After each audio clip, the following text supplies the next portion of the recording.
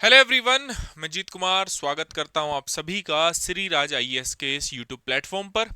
जैसा कि आप थंबनेल के माध्यम से समझ ही सकते हैं कि आज की इस वीडियो में हम डिस्कस करेंगे about Ramsar site.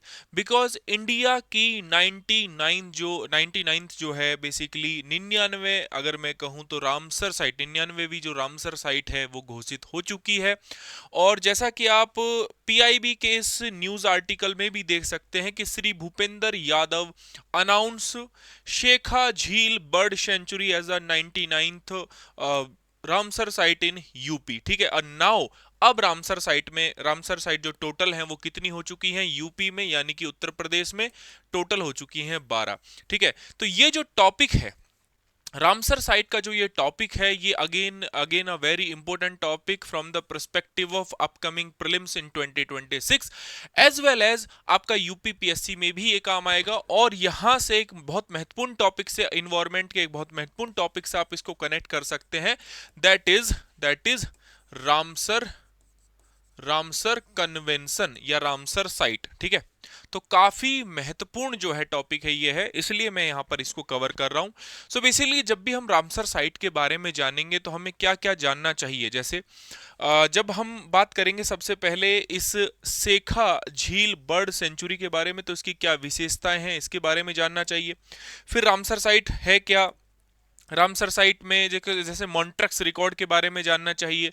Ramsar site में जो वेटलैंड है वो क्या है ना, तो उनके क्या क्या उद्देश्य थे, ये बेसिक बेसिक चीजें हमें जाननी चाहिए, ताकि एक वीडियो अगर हम कर रहे हैं या एक टॉपिक अगर हम कवर कर रहे हैं तो पूरे होलिस्टिक तरीके से वो कवर हो जाए। तो आइए वन बाय वन करके जानने का प्रयास करते हैं। तो सबसे पहले अगर मैं बात करूं इस बर्ड सेंचुरी की, तो ये जो बर्ड सेंचुरी है ये कहां पर है, उत्तर प्रदेश में। कहां पर है, उत्तर प्रदेश में। और भारत की टोटल अब ये भारत यूपी की कितनी हो चुकी है, टोटल 12 हो चुकी है। और अगर हम इंडिया की बात करें तो इंडिया की टोटल रामसर साइट कितनी हो चुकी है, 99। देखो रामसर एक शहर है स्पेशली, है ना। रामसर शहर कहां पर है, ईरान में, भारत में नहीं है। देखो राम नाम का जो शहर है वो कहां पर है, ईरान में। तो यहां पर ये कन्वेंशन एक्चुअली साइन होती है ईरान में 2 फरवरी 1971 को, इसलिए इसको रामसर कन्वेंशन कह रहे हैं। और जो जगह जहां पर ये साइन जो है कन्वेंशन साइन होती है, वहां वहां बेसिकली वो सिटी जो है वो रामसर होती है, इसलिए इसको रामसर कन्वेंशन के नाम से जाना जाता है। अच्छा, 2 फरवरी को अगर ये हुई है तो 2 फरवरी को वर्ल्ड वेटलैंड डे भी मनाया जाता है। क्यों मनाया जाता है, बिकॉज इस कन्वेंशन की वजह से ही मनाया जाता है, क्योंकि ये साइन हुई थी 2 फरवरी 1971 को। ठीक है, तो अगर आप यहां पर देखेंगे तो सेखा झील बर्ड सेंचुरी उत्तर प्रदेश में 22 अप्रैल 2026 को घोषणा की गई है। यह भारत का 99वां रामसर स्थल घोषित हुआ है। और उत्तर प्रदेश में इसी के साथ जो टोटल है वो संख्या कितनी हो गई है, 12 हो गई है। ठीक है, आइए आगे हम बात करते हैं कि ये जो झील है उसमें कौन कौन सी बेसिकली किस लिए फेमस है। तो ये जो झील है ये मीठे पानी की एक झील है। ठीक है, और टोटल इसमें 249 पक्षियों की प्रजाति पाई जाती है। तो इसलिए इसको जो बर्ड सेंचुरी है, क्यों, क्योंकि इसमें डिफरेंट डिफरेंट 249 पक्षियों की जो प्रजाति है वो पाई जाती है। आप समझ सकते हैं किस लेवल की जो बायोडाइवर्सिटी इसमें देखने को मिलती है। इनमें से जो 62 प्रजातियां हैं वो पूरी तरीके से वेटलैंड पर निर्भर है। ठीक है, तो इस बार याद रखना जो प्रीलिम्स आ रहा है 2026 का, इसमें इंपॉर्टेंट बर्ड सेंचुरी, या मैं बात करूं ये रामसर साइट कौन सी इंक्लूड हुई है 2026 में, कौन सी इंक्लूड हुई है 2025 में, कौन सी इंक्लूड हुई है, उसकी एक लिस्ट आप जरूर देख के जाना। क्योंकि यूपीएससी आपसे कभी कभी पूछ लेता है कि 2025 में शामिल हुई वेटलैंड्स के इनमें से कौन कौन सी वेटलैंड्स है, तो बिल्कुल एक लिस्ट बना के लेके जानी है। साथ ही साथ एक होमवर्क और है आप लोगों के लिए, जो कमेंट बॉक्स में आप मुझे बताओगे, दैट इज कि सबसे बड़ी और सबसे छोटी रामसर वेटलैंड साइट कौन कौन सी है भारत में, इसके बारे में भी बताइएगा। अगर हम रामसर कन्वेंशन, अच्छा कन्वेंशन को हिंदी में अभिसमय कहते हैं, तो इसका मतलब क्या है, देखो रामसर अभिसमय आर्द्र भूमियों के संरक्षण और सतत उपयोग के लिए एक अंतरराष्ट्रीय संधि है। सतत संरक्षण का मतलब क्या होता है कि भाई उसको बुद्धिमानी से उपयोग करना, जो सस्टेनेबल बनाना। ठीक है, और उनके जो रिसोर्सेज हैं उनको कंजर्व करके रखना, ताकि देखो वेटलैंड एक बहुत बड़ा सोर्स है किसके लिए, कार्बन को कैप्चर करने के लिए। वेटलैंड बहुत बड़ा सोर्स है कि आसपास के वाटर लेवल को बनाए रखने के लिए। जैसे अगर मैं बात करूं दिल्ली की, तो दिल्ली का रामलीला मैदान पहले एक वेटलैंड हुआ करता था। आप सोचिए कि ह्यूमन इंक्रोचमेंट इतना ज्यादा हुआ है कि वो रामलीला मैदान जो कभी वेटलैंड हुआ करता था, को कभी झील हुआ करता था, जो कि आसपास के बायोडायवर्सिटी के साथ वाटर लेवल को मेंटेन करता था, साथ ही साथ कार्बन सिक्वेस्ट्रेशन का काम करता था, कि समय के साथ इतना ह्यूमन इंक्रोचमेंट होता है कि वो पूरी तरीके से मैदान में बदल जाता है।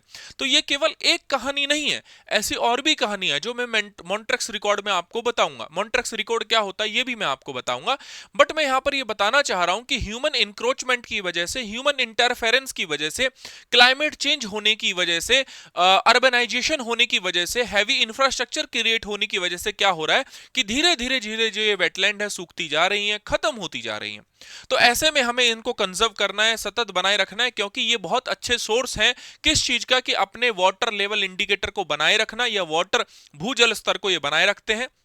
आसपास के एरिया में बाढ़ नहीं देखने को मिलेगी। इसको अगर आप के आसपास वेटलैंड्स हैं तो बाढ़ को जो है, जो बाढ़ कम मिलेगी देखने को, या बाढ़ को सोखने का काम ये करते हैं, वाटर लेवल को बढ़ाने का काम करते हैं, बायोडायवर्सिटी मेंटेन करते हैं। इवन बहुत सारे जो है यहाँ पर जीव जो है आपको देखने को मिल जाते हैं। ठीक है, तो इसी के संरक्षण के लिए रामसर शहर, जैसा कि मैंने पहले बताया था कि ईरान में 1971 में कन्वेंशन साइन होता है, जिसको हम अभी समय कह रहे हैं 2 फरवरी 1971 को, और उसको रामसर वेटलैंड कन्वेंशन के नाम से जाना गया। हालांकि भारत भी इसमें इंक्लूड हुआ था, लेकिन भारत बाद में इंक्लूड हुआ था। ठीक है, याद रखिएगा, भारत इसमें एक सिग्नेटरी मेंबर बाद में बना है, इंक्लूड बाद में हुआ है भारत। ठीक है, 1975 में ये जो ट्रीटी है, ये जो है अभी समय है, कन्वेंशन जो है वो लागू हो जाती है।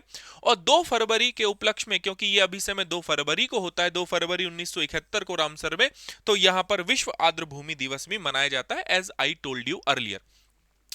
बेसिकली जो रामसर कन्वेंशन है 3 पिलर्स पे काम करती है, कि वाइज यूज ऑफ वेटलैंड, मतलब जितने भी आर्द्र भूमियां हैं उनका विवेकपूर्ण उपयोग करना है, उनका सस्टेनेबल डेवलपमेंट, सतत विकास या सतत तरीके से ऐसा उपयोग करना है कि हम उसकी इकोलॉजिकल कैरेक्टरिस्टिक को कहीं ना कहीं चेंज ना कर दें। दूसरा, महत्वपूर्ण आर्द्र भूमियों को रामसर सूची में शामिल करना। अच्छा, ऐसा नहीं है कि केवल और केवल जो है प्राकृतिक रूप से बनी हुई आर्द्र भूमियों को शामिल किया जाएगा, साथ दोनों प्राकृतिक रूप से भी और कृत्रिम रूप से भी। ठीक है, गोविंद सागर लेक के बारे में बात करूंगा, तो वो अगर आप देखोगे तो जो रामसर सूची है वो एक प्रकार की कैसी है, आप कृत्रिम रूप से बनाई हुई झील है। ठीक है, उसके बाद अंतरराष्ट्रीय सहयोग, जो ट्रांस बाउंड्री वेटलैंड्स हैं उनको, जो शेयर्ड स्पीसीज है उनको बेसिकली क्या करना है, संरक्षण करना है। जैसे इंडिया का भूटान के साथ, नेपाल के साथ बहुत सारी ऐसी वेटलैंड है जो ट्रांस बाउंड्री वेटलैंड है, उनका संरक्षण करना है ओवरऑल। तो रामसर कन्वेंशन में ना एक बहुत इंपोर्टेंट की टर्म भी जुड़ा हुआ है, that is Montreux record. And this topic है ना, and this key term is already asked by UPSC in previous year exam, what is Montreux record, और कौन कौन सी लेक जो है मॉन्ट्रेक्स रिकॉर्ड में शामिल है। Again very important for upcoming UPSC civil services exam 2026। अगर मैं बात करूं मॉन्ट्रेक्स रिकॉर्ड की, तो इसका मतलब क्या होता है? मॉन्ट्रेक्स रिकॉर्ड का मतलब ये होता है कि जो वेटलैंड है, ह्यूमन इंटरफेरेंस की वजह से, है ना, एक वर्ड आपने सुना होगा यूट्रोफिकेशन। अगर आप इन्वायरमेंट पढ़ोगे तो एक वर्ड आप सुनोगे यूट्रोफिकेशन। यूट्रोफिकेशन में क्या होता है कि ओवर न्यूट्रिशन हम किसी लेक या वेटलैंड में पहुंचा देते हैं।